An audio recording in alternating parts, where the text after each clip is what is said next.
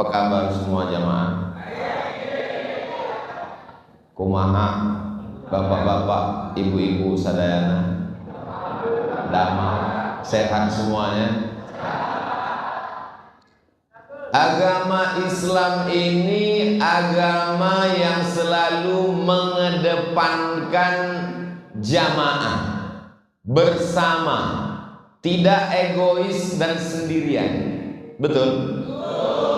Makanya sholat yang paling afdal adalah sholat berjamaah. Puasa yang paling afdal 1 bulan penuh puasa yang berjamaah. Di malam-malam bulan puasa itu nanti ada lagi yang disebut dengan sholat tarawih, sholat berjamaah. Kalau ada majelis zikir yang dilaksanakan beramai-ramai, maka dalam hadis dikatakan majtama'a qaumun fi baitin min buyutillah, sekelompok orang berkumpul berjamaah ramai-ramai di rumah Allah, maka perkumpulan itu menyebabkan nazalat alaihimus sakinah, turun ketenangan, ghasyiyat bihimur rahmah, mereka diliputi rahmat kasih sayang Allah, hafat bihimul malaikah, mereka dikelilingi oleh para malaikat dan mereka dibanggakan Allah. Zakarahumullahu fiman indah, malam ini jamaah ini dibanggakan Allah Subhanahu wa taala. Para kiai, para alim, para ulama, para ajengan, para guru, para habaib, pimpinan organisasi sosial kemasyarakatan, Bapak Camat, Bapak dan Ramil, Bapak Kapolsek, tak dapat saya sebutkan satu persatu, semuanya dimuliakan Allah Subhanahu wa taala. Nabi Muhammad sallallahu alaihi wasallam seandainya sendiri saja bisa atau tidak? Bisa. Wala saufa yu'tika rabbuka fatarda. Tapi kalau kita lihat dalam perjalanannya, ada orang tua yang santun, Abu Bakar Siddiq. Ada anak muda yang gagah perkasa, Sayyidina Umar bin Khattab. Ada orang kaya, Sayyidina Utsman bin Affan. Ada anak muda yang cerdas, Sayyidina Ali bin Abi Thalib. Ada orang kaya yang dermawan, Abdurrahman bin Auf. Ada perempuan yang cerdas, setengah Islam ada di kepalanya, Sayyidatuna Aisyah radhiyallahu anha. Ini menunjukkan bahwa kalau ada orang berjuang sendirian, maka sesungguhnya spiritnya bukan spirit Islam. Termasuk acara malam ini bisa meriah, luar biasa, dan banyak yang biasa di luar. Ini adalah karena jamaah. Jamaahnya juga macam-macam. Ada yang tua mensupport, ada yang anak muda. Tadi yang memberikan kata sambutan anak muda. Lalu kemudian anak-anak muda yang mengawal saya dengan berbagai macam seragamnya, banyak sekali. Atributnya juga.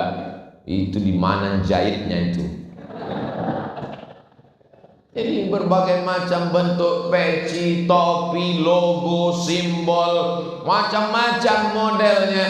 Tapi ketika niat baiknya satu, maka apa pesan Nabi Muhammad SAW? Alaikum bil jamaah. Hendaklah kamu berjamaah. Iyyakum wal furqah. Jangan sampai kamu berpecah belah. Al jama'atu rahmah, berjamaah itu rahmat. Wal furqatu azab, kalau berpecah belah itu azab. Makanya musuh-musuh Islam, musuh NKRI paling senang kalau kita berpecah belah. Nama teorinya divide et impera.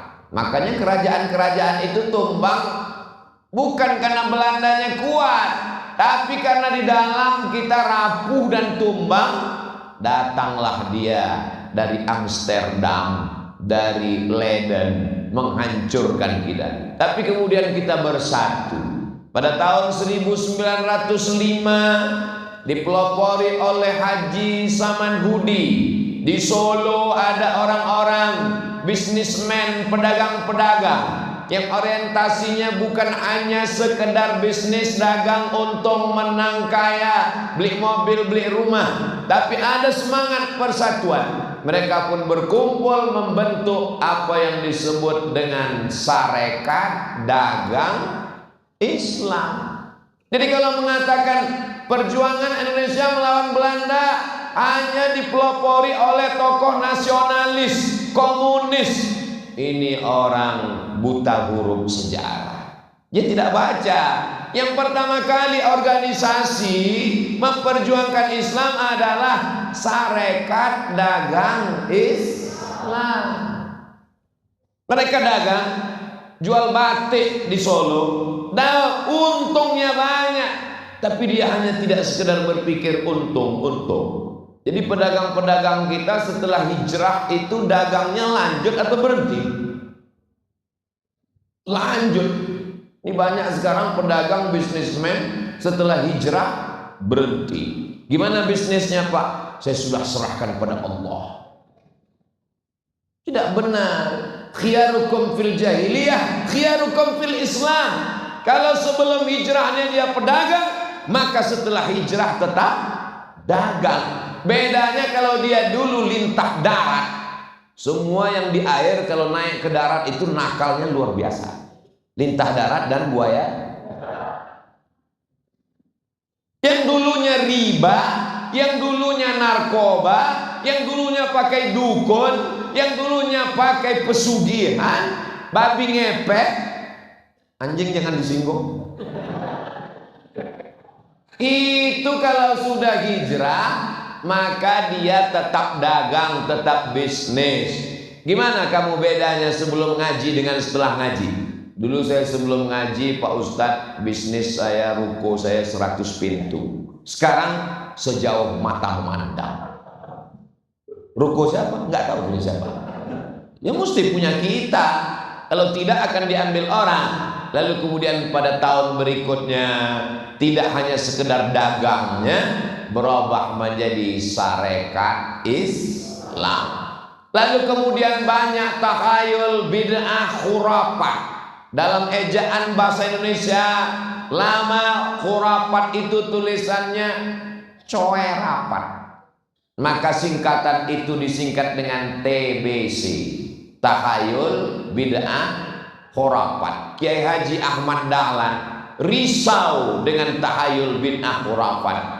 Akhirnya beliau pulang dari kota suci Makkah Al-Mukarramah, ingin mengembalikan umat kepada ajaran Sayyidina Muhammad sallallahu alaihi wasallam. Dibentuklah Muhammadiyah di Yogyakarta pada tahun 1912. Umat Islam yang tercabik-cabik, terpecah-pecah, ingin dikembalikan kepada persatuan. Wa'tasimu bihablillah. Pada tahun 1923 maka terbentuklah Persatuan Islam. Jadi itu berturut-turut terus. 1905 Sarekat Dagang Islam, 1912 Muhammadiyah, 1923 Persis, 1926 Hadratus Syekh Hasim Asy'ari, Kiai Haji Bisri Sansuri, Kiai Haji Wahab Hasbullah beserta para ulama menunjukkan kebangkitan para ulama. Itulah dia Nahdlatul Ulama. Lalu kemudian ulama pulang dari kota suci Makkah Al-Mukarramah di Bukit Tinggi, Inyak Jaho dengan Inyak Canduang, membentuk apa yang disebut dengan Persatuan Tarbiyah Islamiyah, Perti namanya. Lalu kemudian di Sumatera Utara, ibu kotanya Medan, ulama pulang dari kota suci Makkah Al-Mukarramah, Syekh Hasan Maksum namanya. Murid-muridnya membuat organisasi. Karena ini sekarang sudah banyak terpecah belah, putus hubungan manusia dengan Allah, putus hubungan sesama manusia. Maka dibentuklah organisasi yang menghubungkan yang terputus, sambung menyambung, itu bahasa Arabnya wasal. Maka disebutlah dengan Al-Jam'iyatul Wasliyah pada tahun 1930. Jadi dalam rentang 30 tahun dari 1905 ke 1930, 15 tahun sebelum Indonesia merdeka, para ulama tidak hanya sekedar menjadi imam masjid, tidak hanya sekedar khutbah dan tausiah, tapi mereka punya kepakaran, keahlian, kecakapan di bidang organisasi. Lalu kemudian antar organisasi ini menyatu dalam sebuah majelis permusyawaratan. Itulah yang disebut dengan Masyumi, Majelis Syura Muslimin Indonesia. Jadi kalau orang tidak mengerti, dianggap Islam itu tidak ada organisasi, tidak ada kepartaian, tidak diperjuangkan lewat parlemen. Yang tahu dia Islam itu cuma 3: lahirnya akikah, matinya takziah, nikahnya walimah. Itu bukan Islam. Itu namanya acara-acara keislaman. Tapi itu penting. Akikah penting apa enggak penting? Penting bagi yang suka makan kambing. Walimah penting apa enggak penting? Penting. Kalau tidak ada walimah nanti disangka orang hubungannya gelap karena mati lampu. Takziah penting karena kita sedang memberikan kebahagiaan pada orang yang berduka. Tapi substansi dari segalanya, Isra Mi'raj, Maulid Nabi, nuzul Quran, tahun baru hijrah, halal bihalal, walimah, takziah, tahlil, itu semua adalah berjamaah. Jadi kalau kita memahami seperti itu, terkadang saya hadir di acara Nahdlatul Ulama tapi Persis tidak ada, hadir di acara Persis tapi Muhammadiyah tidak ada. Dalam sejarah perjalanan saya, baru di Garut inilah semuanya hadir. Luar biasa. Ustadz kok tahu semuanya hadir? Tadi di belakang kan dengar kata sambutan. Terhormat Ketua Nahdlatul Ulama, Ketua Muhammadiyah, Ketua Persis, anggota-anggotanya, pemuda Pancasila, brigade, macam-macam. Yang tidak saya sebutkan bukan karena nggak hadir, tapi karena saya nggak ingat. Jamaah yang dimuliakan Allah Subhanahu wa Ta'ala, inilah yang sedang dimiskinkan hari ini. Sengaja dicari titik-titik perbedaan antara yang pakai celana dengan yang pakai sarung, dibenturkan. Antara yang pakai jubah dengan yang pakai kain sarung. Ini yang pakai jubah ke Arab-Araban, ini yang pakai sarung terlalu tradisional. Padahal antara jubah, sarung dan celana sama-sama menutup aurat. Kalau yang pakai celana dengan sarung dan jubah kelahi, yang ketawa yang nggak pakai celana.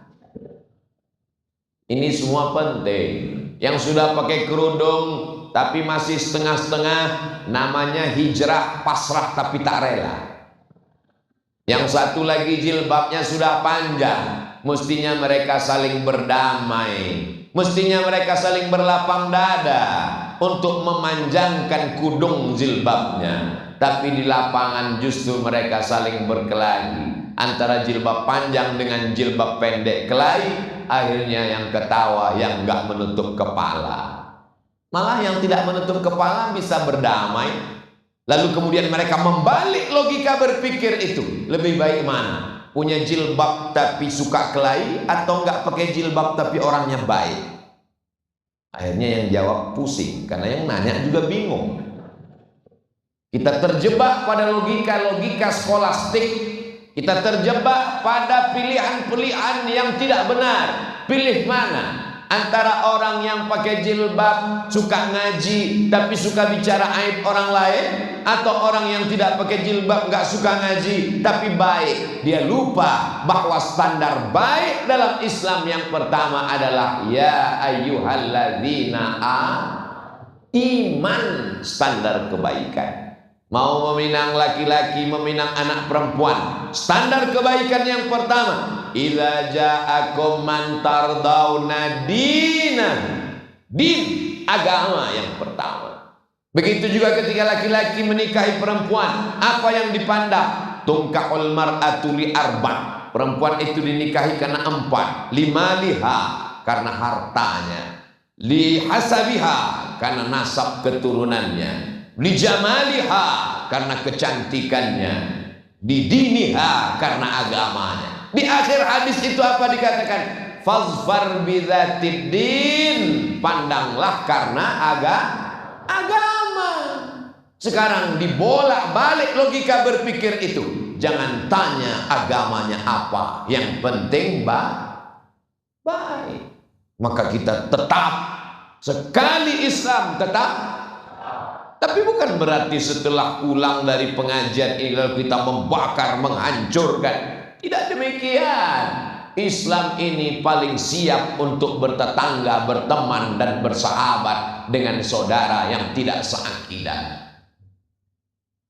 Seandainya mereka tidak mengusir kamu, tidak membunuh kamu, la yanhakumullahu 'anil ladzina lam yuqatilukum fid din, selama mereka tidak memerangi kamu, walam yukhrijukum min diyarikum, mereka tidak mengusir kamu, antabarruhum, berbuat baiklah kepada mereka, wa tuqsitu ilaihim, bersikap adillah pada mereka. Jangan ajari umat Islam tentang toleransi. Mengajarkan tentang buat telur asin silakan. Tapi tentang toleransi, Islam ini bukan agama kemarin sore. Islam ini 14 abad pernah bertetangga dengan non-muslim. Di Madinah, Yahudi Bani Nadir, Yahudi Bani Quraizah, Yahudi Qainuqa, Yahudi Khaybar. Pindah ke Mesir. Di Mesir ada Kristen Ortodok Koptik. Pindah ke Lebanon. Di Lebanon ada Kristen Ortodok Maronit. Pindah ke Turki. Di Turki yang berkuasa Konstantin. Tapi mereka datang dengan penuh kedamaian. Karena agama mereka adalah agama yang berdasarkan keselamatan. Namanya Islam. Dan Tuhan yang disembah namanya adalah Allahumma antas salam. Tempat tinggalnya nanti di surga bernama wa adkhilnal jannata daras salam. Namanya Muslim. Tiap hari dia berkata, inna salati wa nusuki wa mahyaya wa mamati lillahi rabbil alamin, la syarika lahu wa bidzalika umirtu wa ana minal muslim. Berserah diri kepada Allah. Siapa itu muslim? Man salimal muslimun min lisanihi wa yadihi. Selamat orang lain dari lisannya, selamat orang lain dari tangannya. Tangannya tidak kasar, lisannya tidak keras. Abdul Somad itu ngomong aja begitu lisan. Dari tadi ngomongnya keras. Saya tidak keras, mikrofonnya bagus. Kadang orang tidak bisa membedakan mana yang keras, mana yang tegas. Saya tidak keras. Belahlah dadaku, akan kau temukan sutra halus lembut di sana. Jamaah yang dimuliakan Allah Subhanahu wa taala. Poin yang pertama yang ingin Al-Faqir Abdul Somad sampaikan, bahwa yang terpenting di antara semua adalah berjamaah. Alhamdulillah, mengajari orang Garut berjamaah itu sama dengan mengajar itik berenang. Mereka adalah orang-orang yang berjamaah. Abdul Somad bisa datang kemari kan karena mereka sudah berjamaah. Lalu Abdul Somad menceramahi tentang jamaah, mubazir. Lalu apa yang perlu kita jaga? Inna syaitan qad ya'isa an ya'budahul musallun. Setan sudah putus asa menggoda orang Garut. Sudah putus asa. Begitu dia tahu, ini orang mana? Dari Garut. Aku putus asa. Walakin, akan tetapi fit tahrish, dia tanamkan bibit-bibit permusuhan. Gesekan-gesekan api kecil. Makanya ini lalang kering. Kalau ada gesekan api kecil, cepat-cepat dipadamkan. Dengan apa? Tabayyun. Dengan apa? Klarifikasi. Dengan apa? Pertemuan-pertemuan. Dengan apa? Ngaji bareng, duduk bersama. Kalau kelihatan wajahnya cemberut, nanya, ada apa guys? Mau dibawa kemana hubungan kita ini? Tapi sekarang susah kita mau ngelihat wajah orang cemberut. Kenapa? Pakai masker. Ustadz kok nggak pakai masker? Nggak ikut protokol kesehatan. Dari tadi masker nggak dilepas. Nih. Supaya apa? Jangan ada percik-percikan. Abdul Somad tidak ikut protokol kesehatan. Nih. Kenapa nggak dipasang di mulut? Kalau dipasang di mulut, nanti di layar itu wajahnya nggak jelas. Orang berbisik, apa iya nih Abdul Somad? Perasaan enggak. Jadi semua percikan-percikan itu mesti dihilangkan dengan apa? In ja'akum fasiqun. Kalau datang orang bawa berita binaba'in fatabayyanu. Tabayyun dari kata bayan, dari kata tabyin, dari kata tabayyun, artinya jelas. Karena sekarang banyak yang jelas tidak jelas, yang sudah jelas dibuat tidak jelas, karena ada orang-orang yang cari makannya dari tidak. Kalau jelas dia nggak dapat makan, maka dia sengaja membuat yang jelas menjadi tidak jelas. Supaya apa? Supaya orang salah paham. Karena kalau orang paham dia nggak makan, dia makannya dari orang gagal paham. Makanya ceramah saya alhamdulillah sampai hari ini semuanya terbuka, tidak ada yang tertutup, bisa diakses. Jangan tonton dari video yang sepotong-sepotong, tonton dari A sampai Z, dari awal sampai akhir di channel Ustadz Abdul Somad Official. Subscribe, like, share, and comment. Bisa dipertanggungjawabkan semuanya. Dan tausiah saya itu pakai poin. Poin 1, poin 2, poin 3. Malam ini akan saya sampaikan 4 poin. Supaya apa? Supaya yang anak-anak sekolah kuliah biasa membuat kesimpulan. Dan intel-intel laporannya tepat, nggak salah. Bahwa poin yang pertama yang ingin saya sampaikan adalah jaga jamaah. Jamaah sholat sudah melimpah ruah sampai masjid nggak muat, sampai anak muda naik ke atas atap. Jamaah ibu-ibu melimpah ruah sampai ke belakang, tapi jamaah mengentaskan kemiskinan, jamaah mengentaskan ekonomi umat. Masalah sholat diperdebatkan antara kaki kelingking ketemu apa enggak, nempel apa enggak, capek deh. Masalah kaki celana ke atas ke bawah dipotong apa tidak, khilafiyah. Ada yang kita sepakat, apa dia? Ketika tetangga kelaparan maka kita tidak sempurna keislaman, tidak ada khilafiyah tentang itu, betul? Tapi di Garut semua sudah terselesaikan. Tadi datang anak muda membawa sendal dan sepatu, ngasih tahu, hai Ustadz Abdul Somad, ini program dari Garut, sendal dan sepatu dari kulit lembu asli Pak Ustadz. Dalam hati saya, betul. Dan satu sepatu ini akan membantu hasilnya untuk pondok-pondok pesantren yang tidak mampu. Hebat apa tidak hebat nih Garut? Hebat, produknya jalan. Orang sibuk sekarang kena PHK, dirumahkan akibat dari COVID. Berharap COVID selesai dengan 2 kali vaksin. Ibunya datang, Omikron. Tidak pernah selesai. Tapi orang Garut tidak sibuk memikirkan itu. Dia berpikir bagaimana supaya pondok pesantren terbantu, bagaimana supaya orang tidak dapat kerjaan punya kerjaan. Akhirnya tetap makan sapi, kulit sapinya dibawa ke pabrik buat sepatu, hasilnya tidak dinikmati sendiri. Dan tanah yang subur, cantik, indah ditanami kopi, kopinya dijual, minta endorse sama Ustadz Somad. Saudaraku dimanapun berada, kabar gembira bagi penikmat kopi. Minumlah kopi dari, selama ini dari kecil saya, yang tahu saya Garut ini cuman dodol. Ternyata sendalnya, sepatunya, jaketnya, kopinya luar biasa.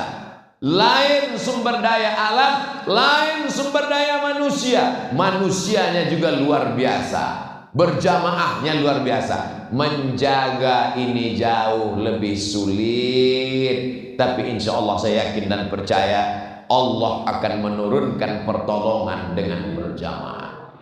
Nasrun minallah, pertolongan Allah, wa fathun qarib, kemenangan dekat. Kenapa? Karena berjamaah. Idza jaa nasrullahi wal fath, kalau sudah datang pertolongan Allah dan kemenangan, wa ra'aitan nasa yadkhuluna fi dinillahi afwaja. Ada saja anak-anak muda yang tua, layu, kering, kuning, mati, tumbuh padi yang hijau. Setelah itu padi menguning, dipanen, jadi gabah, jadi beras, habis, tumbuh padi yang baru. Patah tumbuh, hilang berganti, hilang satu, tumbuh 1000. Ini anak-anak muda. Acara ini terwujud karena persatuan anak muda yang didukung oleh orang tua. Di tempat lain anak muda sama orang tua kelahi. Anak muda buat baleho, yang muda, yang berkarya, yang tua tersinggung. Akhirnya tidak mensupport. Tapi di tempat kita yang tampil tadi memberikan kata sambutan adalah anak muda. Tapi anak muda sadar dia punya guru. Maka dia sebutkan, alhamdulillah saya mendengar guru saya Kiai Cecep sudah hadir. Gurunya di belakang. Saya heran kok dia tahu. Berarti ada yang kirim WA. Menghormati orang tua. Ini penting. Karena sekarang ada orang tua yang tidak siap dengan anak muda yang tampil. Karena kehilangan pamor. Berapa banyak ketua masjid nggak mau diganti. Sampai malaikat Israel yang datang. Berapa banyak imam padahal hurufnya sudah nggak jelas lagi, nggak mau. Tapi di Garut saya tidak mengajar, saya justru belajar. Dan pelajaran ini yang saya ceritakan dari persatuannya, dari ekonomi umatnya, dari produknya yang memperhatikan pondok pesantren. Ini masalah-masalah yang tidak ada ikhtilaf di dalamnya. Laisa bil mu'min, tidak diakui keimanannya. Siapa itu? Alladzi yabitu syab'anan, orang yang sanggup tidur dalam keadaan perut kenyang, wajaruhu ila jambihi ja'i'un, tetangganya kelaparan. Itu tidak ada ikhtilaf.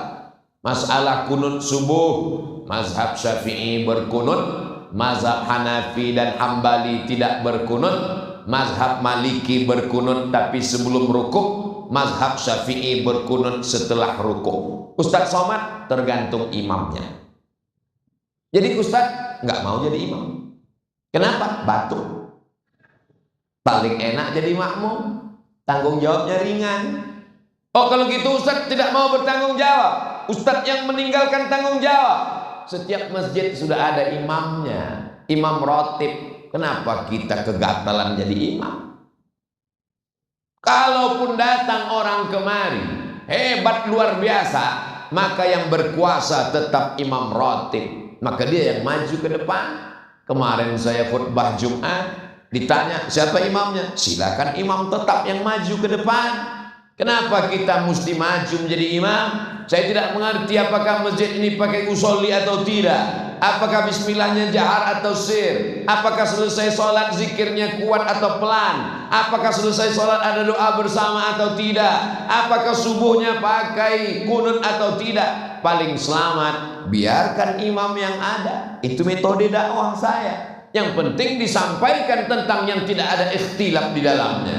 Ayat Al-Quran, hadis Nabi, pendapat para ulama. Adapun tentang masalah yang berbeda dalam masalah fikih, nata'awan fi mattafaqna wa nata'adzar fi makhtalafna. Pada perkara yang kita sepakati mari kita amalkan, yang kita berlapang dada ketika melihat perbedaan, mari berlapang dada menerima perbedaan. Setuju? Yang enggak setuju enggak apa-apa.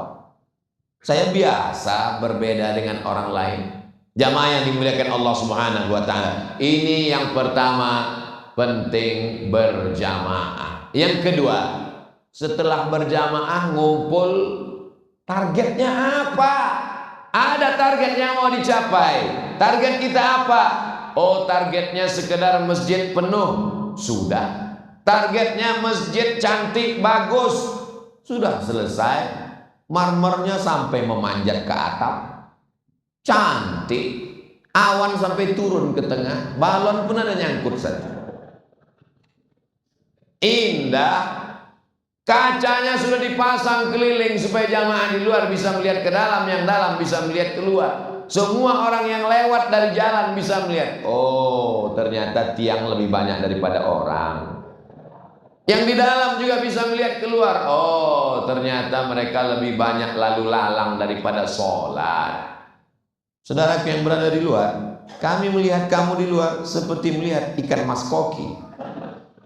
Kami sedang berada dalam akuarium yang besar. Jamaah yang dimuliakan Allah, target kita ke depan apa? Targetnya jangan lagi ada anak umat Islam yang tidak bisa baca Quran. Maka kita kirim guru-guru agama ke pedesaan, ke perkampungan. Setuju? Dikoordinir. Di sini yang kurang guru MDA berapa, guru ngaji berapa. Dari maghrib ke isya mesti ada yang ngaji, mesti ada yang jadi imam. Di satu daerah ada pondok pesantren, ada penghafal Qur'annya, banyak santrinya, tapi numpuk. Tapi di satu daerah tidak ada yang mengajar ngaji, tak ada yang bisa jadi khotib, tak ada yang bisa jadi imam. Ini kedua kelompok ini sedang saling membutuhkan. Mereka memerlukan guru mengaji, mereka tidak tahu mau mengajar kemana. Siapa yang bisa mengkomunikasikan ini? Inilah pentingnya dakwah ke perkampungan, ke pedesaan terisolir. Apa itu Abdul Somad? Ngomong tentang dakwah di perkampungan, dia ceramahnya cuma di kota-kota aja. Kalau yang ngundang bupati, gubernur, pejabat datang, tapi kalau di musola kecil nggak mau datang. Ini berarti belum lihat Instagram Abdul Somad. Saya ini ustadz hutan, masuk hutan, keluar hutan, masuk kampung, keluar kampung, sampai ke suku pedalaman, suku terasing, masuk ke dalam suku anak dalam di Jambi, masuk ke suku Akit bersama dompet duafa, masuk ke suku Talang Mama, naik perahu, naik sampan, digigit pacat dan lintah. Semua sudah dialami, dijalani. Jadi sampai hari ini masih ada program-program ini. Tidak bisa ternyata kita masuk ke pedalaman. Kenapa? Karena mereka masyarakat yang inklusif, tertutup, bahasanya berbeda, adat istiadatnya tak sama. Mereka tetap merasa kita asing. Kalau gagal kita masuk ke dalam, maka anak-anaknya yang ditarik untuk disekolahkan, masukkan ke pondok pesantren. Tidak cukup hanya kelas 6 pulang, kita mesti kuliahkan dia selesai S1. Tempat tinggalnya di mana? Carikan masjid-masjid yang perlu imam. Setelah tamat 4 tahun, nanti selesai itu kemana? Maka kita siapkan musola, pondok pesantren di pedalaman, tempat dia belajar. Supaya apa? Supaya mereka kembali ke kampungnya, tidak lagi melihat orang asing yang datang ke negerinya. Ini metode dakwah. Inilah yang dilakukan oleh Nabi Muhammad sallallahu alaihi.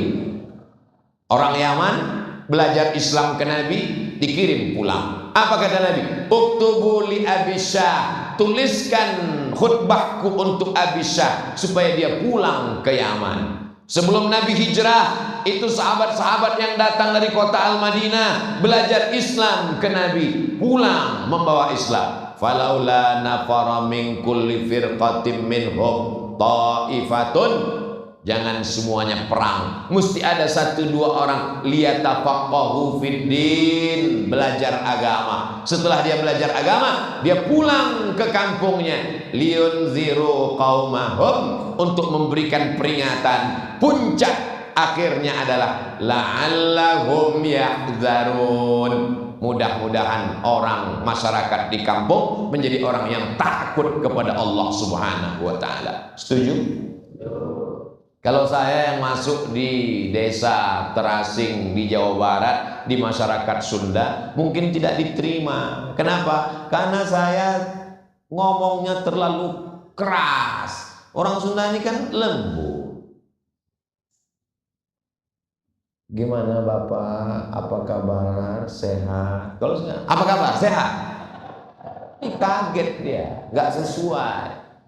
Maka jangan paksakan Abdul Somad yang datang ke sana, tapi anak-anaknya yang kita tarik, masukkan ke pondok pesantren, disekolahkan. Maka setelah dia belajar, dia pulang, tapi tentu dia perlu ijazah. Maka mesti ikut ijazah persamaan paket B, paket C. Lalu kemudian kuliah. Mungkin nanti ada pengangkatan dai dari Kementerian Agama, atau ada tes CPNS, atau nanti ada pemilihan kepala desa, atau dia mau caleg 2024, dia sudah punya ijazah S1. Ini penting. Tidak cukup hanya sekedar tawakal. Ini sekarang banyak orang setelah berislam, berdakwah, hijrah, serahkan pada Allah. Gimana dakwah kita di perkampungan, di pedesaan? Ini agama Allah, akan ditolong Allah, serahkan pada Allah. Kalau beginilah Wali Songo dulu, kita nggak Islam sekarang. Mereka ada yang menekuni bidang pertanian, ada yang menekuni bidang perikanan, peternakan, ada yang menekuni mendekat kepada kekuasaan. Makanya berubah dari Majapahit menjadi kerajaan Demak, karena kekuasaan juga penting. Kenapa? Karena Islam ini tidak bisa dilepaskan daripada ati Allah wa ati'ur Rasul wa ulil amri minkum. Ini adalah kerja keras kita bersama. Saya yakin dan percaya melihat anak-anak muda dan support dari para alim ulama, insya Allah anak-anak saudara-saudara kita yang berada di tepi gunung, yang jauh, yang terisolir, karena mereka punya program yang luar biasa, masuk ke pedalaman. Ustaz Abdul Somad gak usah diajak, videonya aja dikirim ke sana. Mereka sudah kenal, tapi di sebagian tempat saya datang juga. Ini yang kedua, bahwa setelah berjamaah mesti jelas targetnya kemana. Yang ketiga, jangan merasa orang itu tidak berdakwah hanya karena dia tidak ceramah. Nah, ini perlu diluruskan. Orang selalu memahami bahwa dakwah itu adalah ceramah. Siapa yang tidak ceramah berarti tidak benar. Bisnismen dia tidak ceramah, dia diam aja. Datang, diam, ngantuk, tertidur. Tapi duitnya jalan. Dia sudah berdakwah, tapi dakwahnya adalah dengan uang. Penguasa, dia tidak perlu berceramah, dia tidak perlu khutbah, dia tinggal tanda tangan 20% untuk pendidikan, APBD, APBN disalurkan untuk sekolah tahfiz Quran. Setuju? Yang setuju penguasanya. Jamaah yang dimuliakan Allah Subhanahu wa taala, yang namanya dakwah itu ada dakwah bil khitabah, ceramah, khutbah, kultum, tausiah, tapi ada dakwah bil quwwah, dakwah dengan kekuasaan. Mesti ada anak-anak muda ini yang menjadi calon legislatif, nanti duduk di parlemen memperjuangkan syariat Islam melalui partai. Betul? Mesti ada orang-orang kaya yang menolong agama Allah dengan hartanya. Dia salurkan berasnya, tanahnya dia wakafkan untuk sekolah tahfiz Quran, semen, batu kerikil, bata untuk membangun masjid. Alhamdulillah, setelah ceramah Ustaz Somad, banyak orang kaya mewakafkan tanah, Pak Ustaz. Tanah siapa? Tanah yang bermasalah semua, Pak Ustaz. Ini penting. Karena kita selalu menganggap orang kaya tidak berdakwah, pejabat tidak berdakwah, anggota dewan tidak berdakwah. Dakwah jangan pahami hanya sekedar ceramah. Kalau kita pahami dakwah ini ceramah, nanti semua orang mau ceramah. Bupati, wali kota pun minta jadwal ceramah. Dia mau khutbah juga karena dia pahami kalau tidak khutbah tidak berdakwah. Padahal dalam Islam, ud'u ila sabili rabbik, ajak orang ke jalan Allah bil hikmah, dengan kata-kata, tapi tidak semuanya dengan kata. Wal mau'izatil hasanah, contoh suri tauladan yang baik. Ibu mungkin bukan profesor doktor, bukan kiai, bukan penceramah, tidak pernah di Al-Azhar, tidak pernah di Gontor, tidak pernah di pondok pesantren salafiyah, tapi ibu sedang berdakwah karena jilbab ibu panjang, karena akhlakul karimah ibu mendidik anak-anak. Anak-anak menjadi takut pacaran karena ibu tegas. Ibu mendidik anak-anak untuk sholat istiqomah, on time, tepat waktu. Maka ini adalah bagian dari dakwah. Doa juga dakwah. Di tengah malam dia berdoa, ya Allah, selamatkan anakku dari narkoba, selamatkan suamiku dari dilarikan pelakor. Ini juga dakwah. Dakwah itu tidak hanya sekedar mengajak orang ke jalan Allah. Marilah kita berdakwah, marilah kita takut kepada Allah. Berapa banyak kata-kata batal karena perbuatan. Lisanul hal afsah min lisanil maqal. Perbuatan, action lebih utama daripada ucapan. Bahkan kalau di pedalaman itu tablik akbar nggak bisa. Saya berapa kali masuk ke pedalaman, nggak ada pengajian. Kenapa? Orang mereka nggak kenal. Saya di Garut mesti pakai masker, biar supaya orang jangan kenal. Udah pakai masker, keluar dari restoran, tetap juga mereka baris. Apa ini? Mau foto Pak Ustaz. Tapi di pedalaman, saya senyum, mereka cuek aja. Ente siapa kata dia? Dia nggak kenal. Jadi bagaimana berdakwah di pedalaman? Sosialisasi bagaimana cara buat sarang lebah. Kenapa sarang lebah? Karena mereka perlu budidaya lebah. Boleh minum? Bismillah.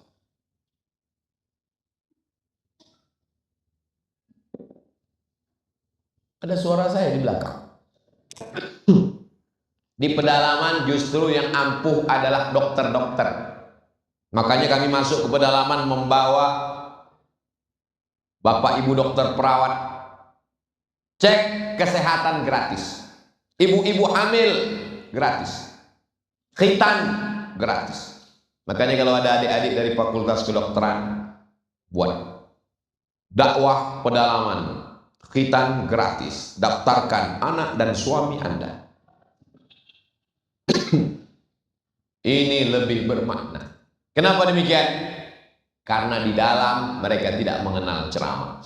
Tapi begitu diadakan acara pengobatan gratis di halaman masjid, sahabat-sahabat saudara kita senegara NKRI, tapi tidak seakidah, masih animisme, masih menyembah pohon kayu, batu dan hantu, mereka datang mendekat ke masjid.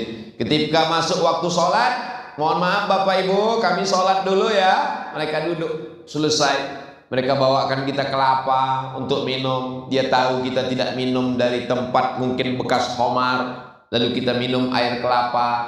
Dia bawakan kita ikan hasil tangkapannya. Dia tahu kita makan ikan, tidak yang lain karena haram.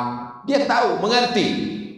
Mungkin bapak-bapaknya tidak bisa lagi diceramahi, tapi anak-anaknya, dakwah melalui anak-anaknya. Ini penting, karena banyak orang menganggap si Anu itu tidak berdakwah. Ngapain jauh-jauh ke Kairo? Pulang dari Mesir nggak pernah ceramah. Dia di mana sekarang? Dia buka trapel haji dan umroh. Itulah Pak Ustaz, nggak pernah ceramah. Loh, dia memang nggak ceramah, tapi hasil dari trapel haji dan umrohnya, dia berangkatkan imam-imam, khotib-khotib, guru ngaji, dia berikan santunan. Ada bupati wali kota yang tidak pernah ceramah, tapi dalam programnya memberikan santunan tiap bulan pada penggali kubur. Penggali kubur tidak pernah diperhatikan, padahal orang mati tidak bisa menggali kuburannya sendiri. Siapa yang memperhatikan penggali kubur? Siapa yang memperhatikan yang memandikan jenazah? Ibu-ibu, perhatikan itu siapa yang memandikan jenazah. Karena kalau tidak kita perhatikan orang yang memandikan jenazah, memangnya mau jenazah kita dimandikan dorsmer? Penting. Nampaknya sepele, remeh-temeh, tapi kita tidak memperhatikan. Ada orang yang memperhatikan itu dengan APBD-nya. Dibuatkan Badan Amil Zakat Nasional. Orang-orang yang berhasil bisnisnya, bayarkan zakatnya ke Badan Amil Zakat Nasional. Karena kalau cuma satu orang bayar sendiri, hanya cukup untuk orang di sekitarnya saja. Tapi kalau umat sudah menyatukan zakatnya, maka banyak yang terbantu dan tertolong. Ini juga bagian dari dakwah. Pertama, berjamaah. Yang kedua, bahwa kita mesti punya target apa cita-cita ke depan. Yang ketiga, jangan menghukum orang tidak berdakwah hanya dia tidak ceramah. Poin yang terakhir, yang keempat adalah bahwa siapa di antara kita yang paling mulia? Bukan Abdul Somad yang dapat kursi dan meja malam ini. Masya Allah, namanya panjang sekali. Yang mulia boleh jadi yang tidak tampil malam ini ke depan, tidak memberikan kata sambutan, tapi acara ini terwujud karena tetes peluh keringatnya. Maka di hadapan Allah dia lebih dulu masuk surga daripada kita. Betul? Itu untuk menyenangkan hati mereka yang tak tampil malam ini. Inna akramakum indallahi atqakum.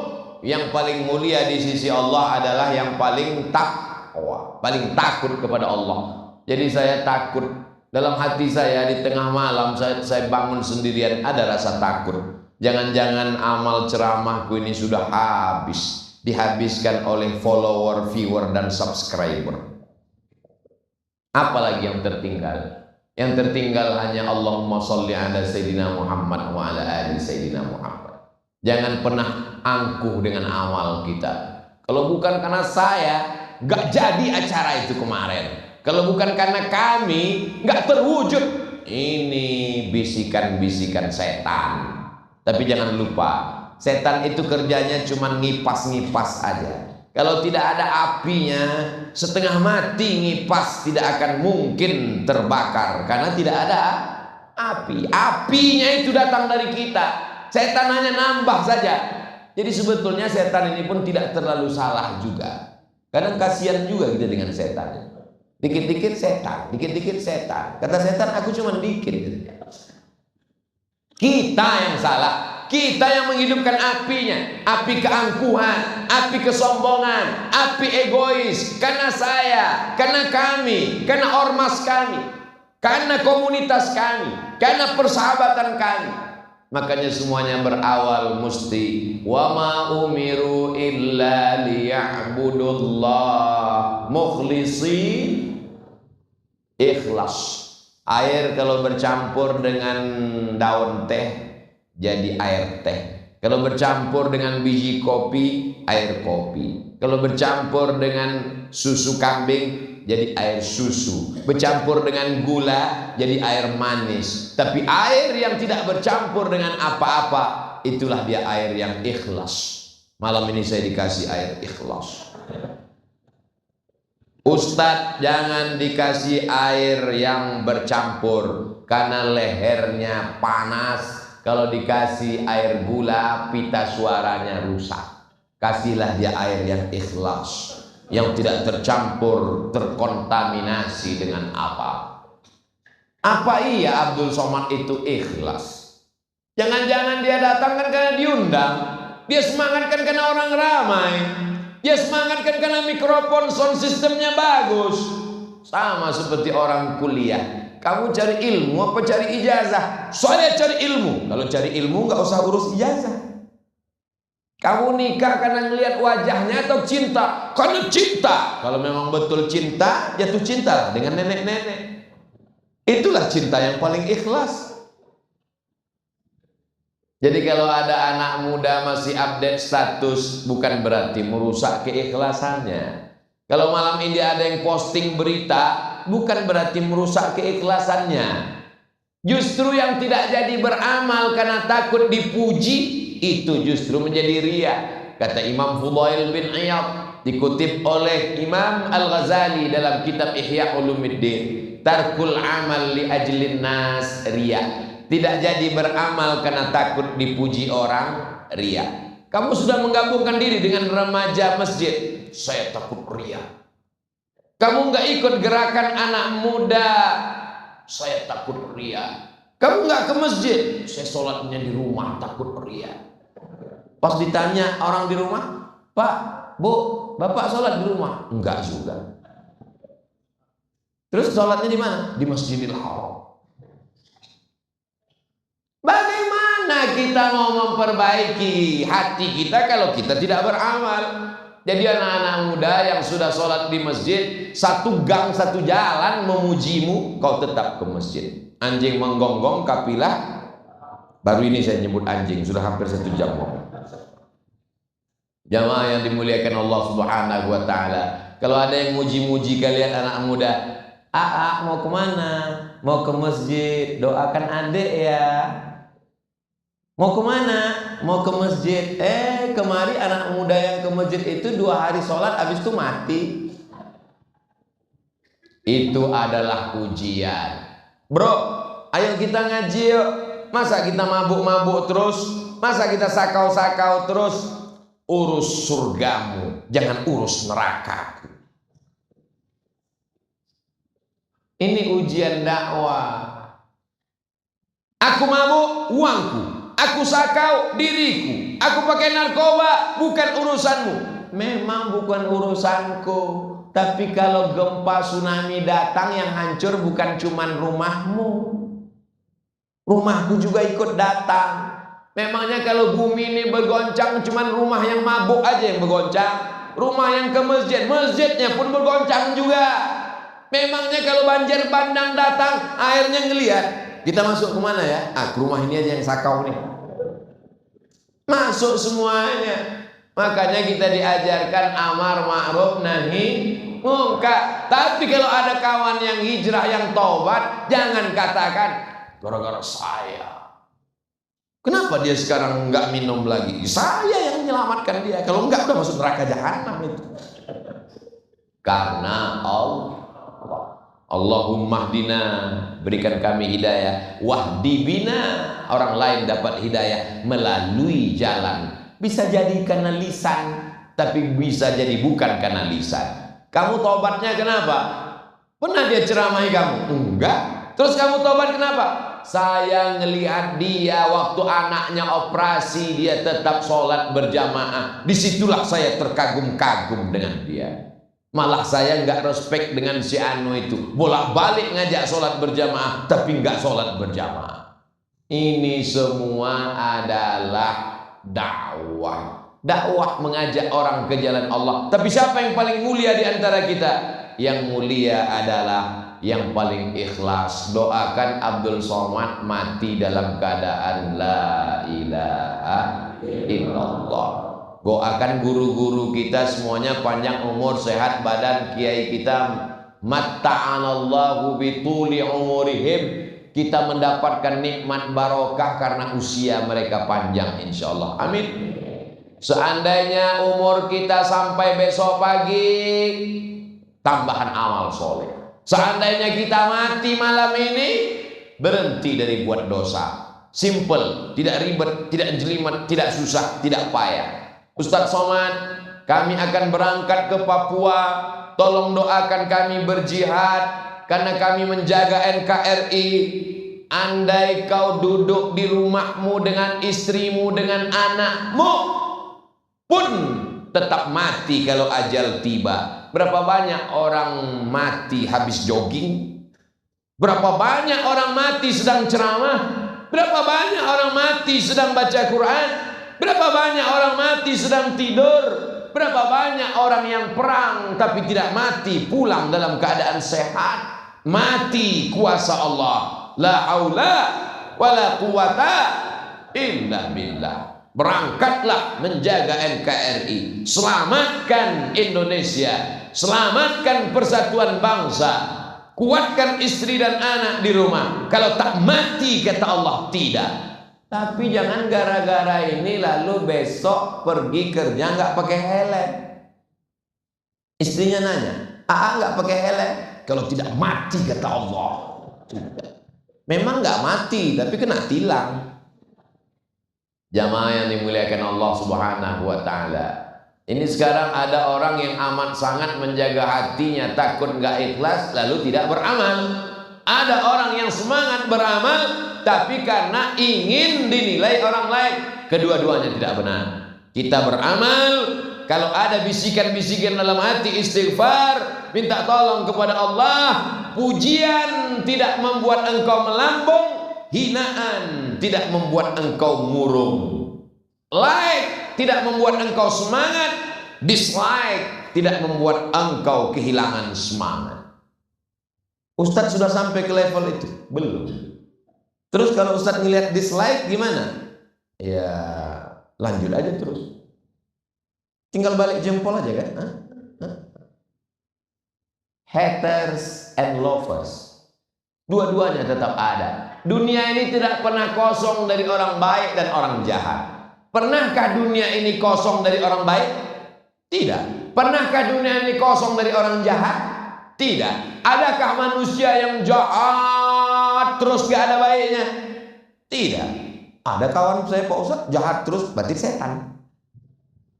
Adakah manusia yang baik terus gak ada baiknya?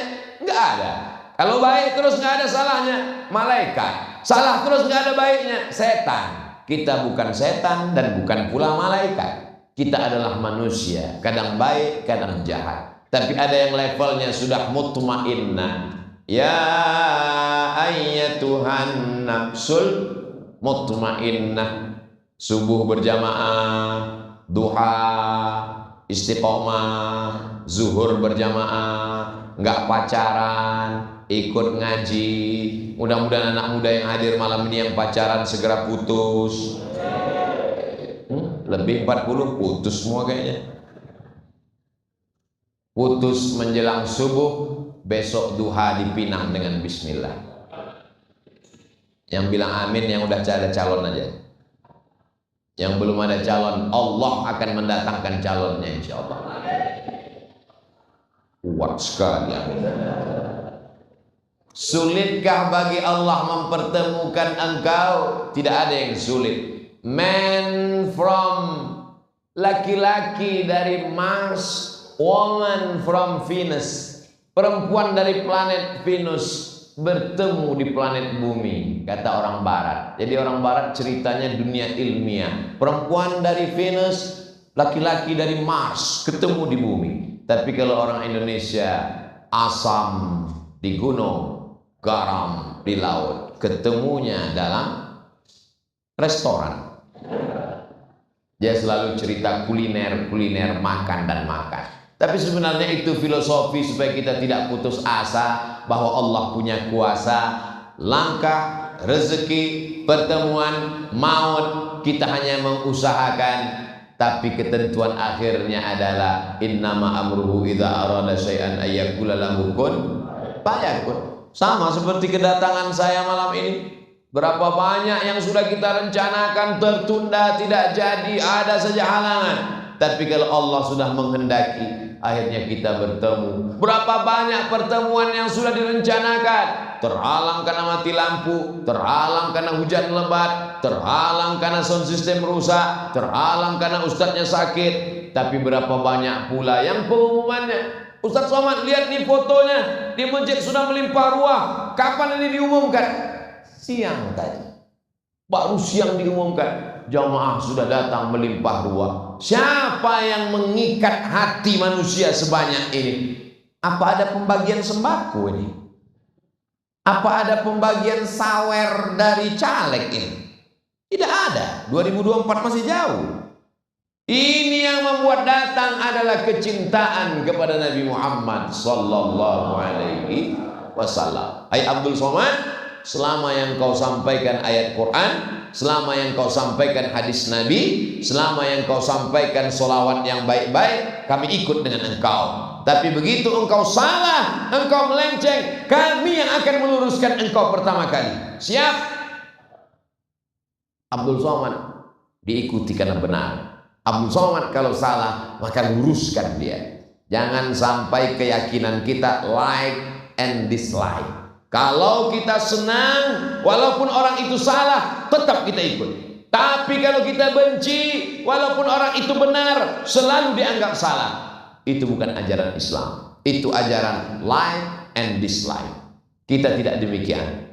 Kenali orang dengan kebenaran, jangan kenali kebenaran dengan orang. Kalau kita sudah punya ukuran bahwa 1 meter itu adalah 100 cm, 1 meter 100 cm, maka tidak bisa ditawar-tawar. Walaupun Abdul Somad yang datang membawa tongkat panjangnya 99 cm, apakah dia diterima sebagai 1 meter? Tidak, karena tidak cukup 100 cm. Setuju? Kita mesti punya standar. Standar inilah syariat. Syariat itu datang dari Allah, diturunkan kepada Nabi Muhammad sallallahu alaihi wasallam. Taraktu fikum amraini, ku tinggalkan pada kamu 2 saja. In tamassaktum bihima, kalau kamu pegang standar yang 2 ini, lan tadillu abada, kamu tak akan sesat selamanya. Kitab Allah, Al-Quran, wa sunnati, dan sunnah Rasulullah sallallahu alaihi wasallam.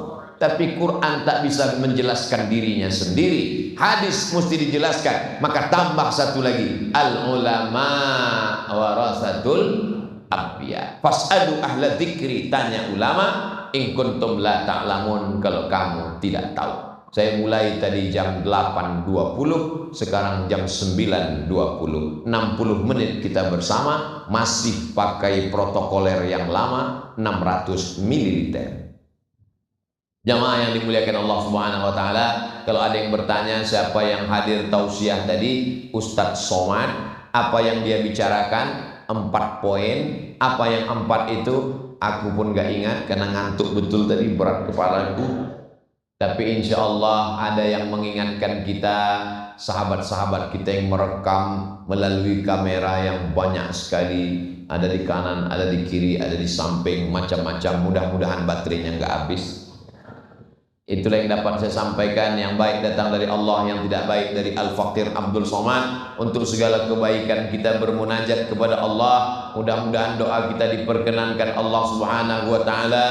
A'udzu billahi minasyaitonir rajim. Bismillahirrahmanirrahim. Alhamdulillahirabbil alamin. Arrahmanir rahim. Maliki yaumiddin. Iyyaka na'budu wa iyyaka nasta'in. Ihdinas siratal mustaqim, siratal ladzina an'amta 'alaihim ghairil maghdubi 'alaihim waladdallin. Amin.